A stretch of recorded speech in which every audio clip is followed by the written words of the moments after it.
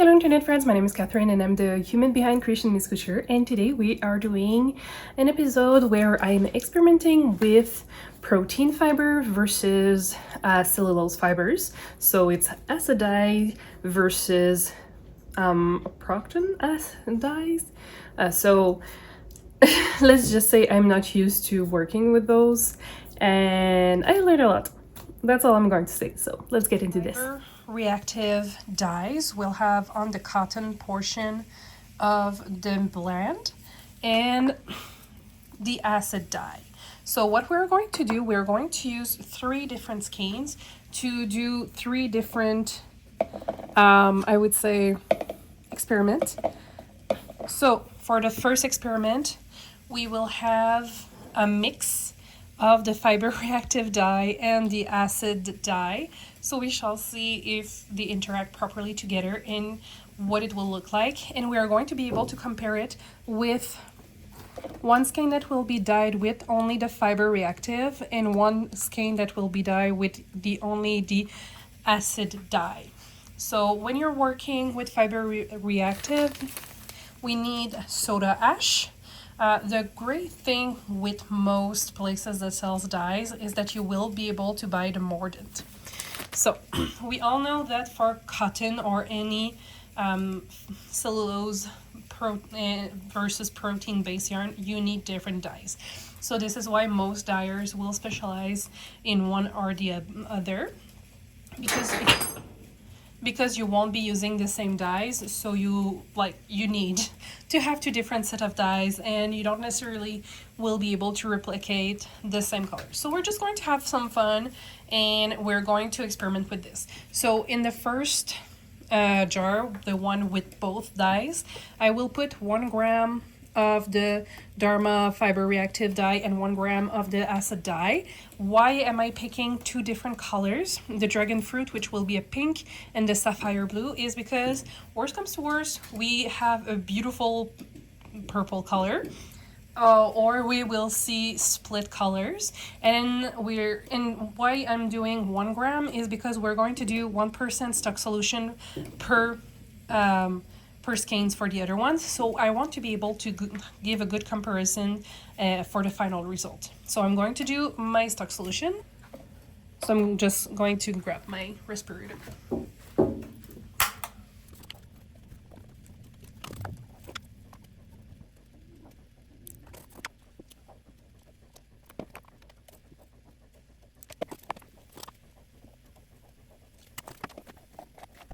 So I haven't poured the whole 100 milliliters because I will want to try to dissolve all the dry powder first, so create a sort of paste, and then I'm going to top it up to the 100 milliliter line. And we can already see how pretty the dragon fruit color is. And you can see that we have some clumps because we had more dye in this one. We will have to work a little bit more to get those clumps dissolved. And so far this isn't really nice purple, but we know that some blues will only activate when we have the heat and the acid in it, so we're going to see what we get there. It will be a very interesting experiment. Oh, the smell is very different too. I've never worked with fiber reactive dyes because I usually work with protein-based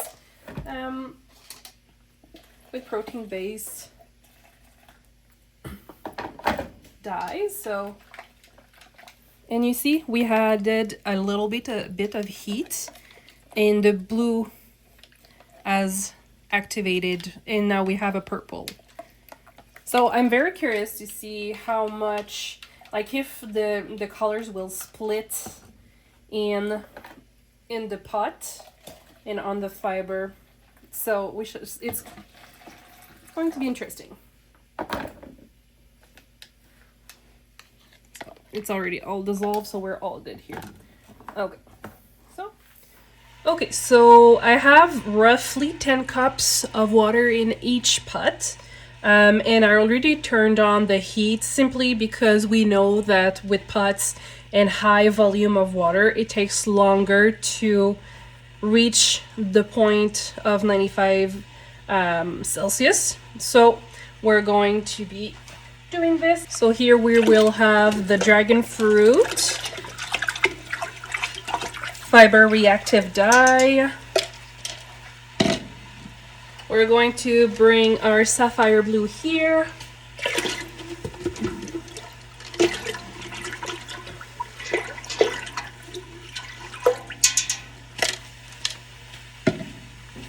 And we're going to bring our purple mix here.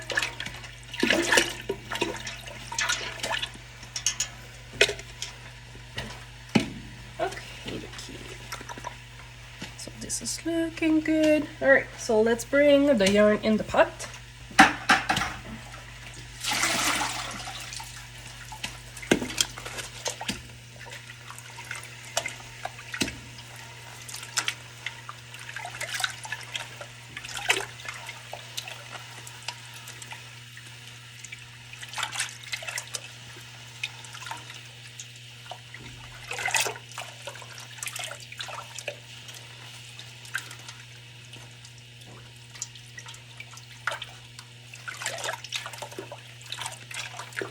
And it's a very pretty pink we have here.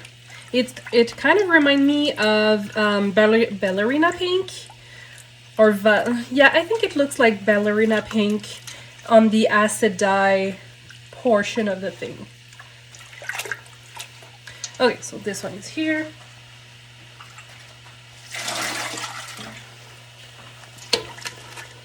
And I really like sapphire blue. It's very deep blue that I enjoy working with.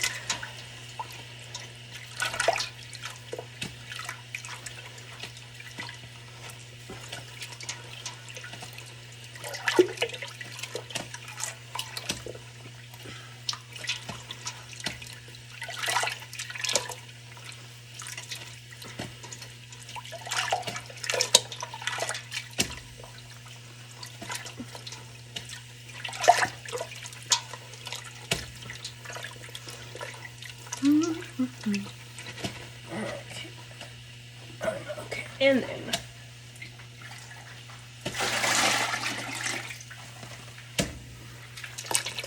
then we're going to add the last skein.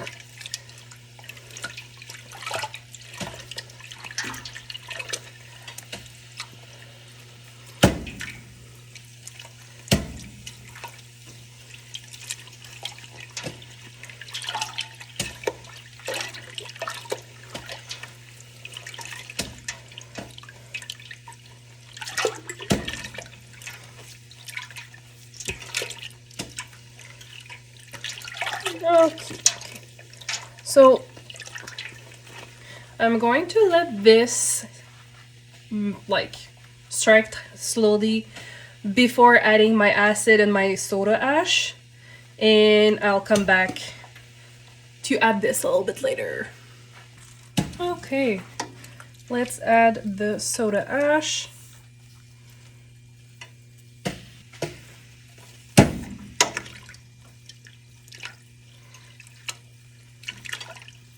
And now adding the citric acid. Oh, okay. Is it normal, you think? Maybe I should have researched more to see if soda ash and citric acid can be mixed before doing this. Okay.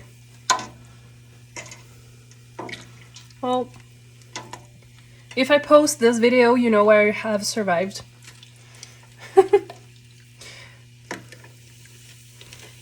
How interesting. I should have checked that out before, I guess. Oops.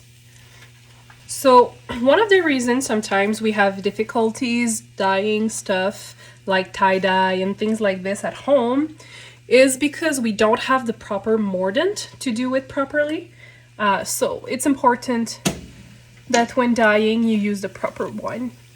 So this is why I mixed the soda ash and the citric acid in this one, and I only have citric acid in the acid dye and soda ash in the fiber reactive one. Okay, well, I didn't dye, so we're good. So you can see how this is still quite blue, but it is very different because of the pink from the dragon fruit compared to the sapphire blue. So we're going to let this cook for at least half an hour. I can see that the heat is starting to actually heat, I guess. So we shall see.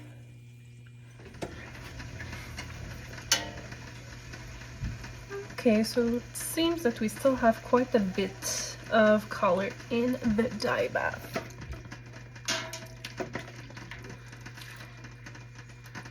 It's okay. I'm going to turn off the heat because it's been on for a very long time. Okay, so I learned a lot with this experimentation. First, I should have done so much more research on fiber reactive dyes, on cotton blend, and all of that. So the first thing that I should have checked is if soda ash and citric acid would work together. I now know that soda ash neutralizes citric acid. So basically it's like it's not properly working. And you can see here that we have a lot of bleeding. First, because it's a 50% blend of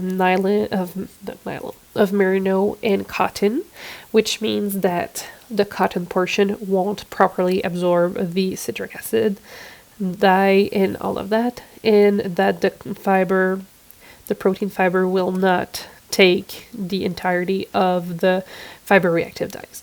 And another thing that I learned while I was looking at the Dharma acid dye, Trading Co, all that, is that only 70% of the fiber reactive dye usually will be struck to the yarn, which means that on the skeins that we have here, only 70% of it will be absorbed by the portion, which is a 50% portion of the cotton. So that means that there's very little dye that will be strike and absorbed through the yarn, and that will stick to it. So this is probably one of the reasons we have so much bleeding. It's because it's just washing off, so we're pretty much wasting a lot of the acid dyes and the fiber reactive dyes. So yeah, this is a learning experience, and I should definitely have done more research before doing this experimentation. I was arrogant, and I'm sorry about that. Learn from me, I guess. So as you can see, we have quite a lot of color left in the pink dragon fruit one. And we still have a little bit of color here, so I'm just going to mix both.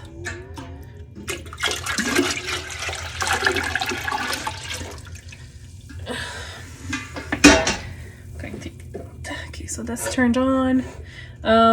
And I'm going to add 2 skeins of the 50% superwash merino and 50% Pima cotton in here, and we'll see what happened with it. So since it was not it was not planned, so I hadn't had a chance to pre-soak my skeins like I usually do. And what I've noticed is that the soda ash gives a texture to the water and to the skeins, so it's very interesting. And it smells bad. I don't like the smell of it. I don't know if it's normal, but at this point I don't care. I'm just here to experiment and have fun. I'll show you the result of the color. At the same time, I will show the result of the other ones. Let's mix.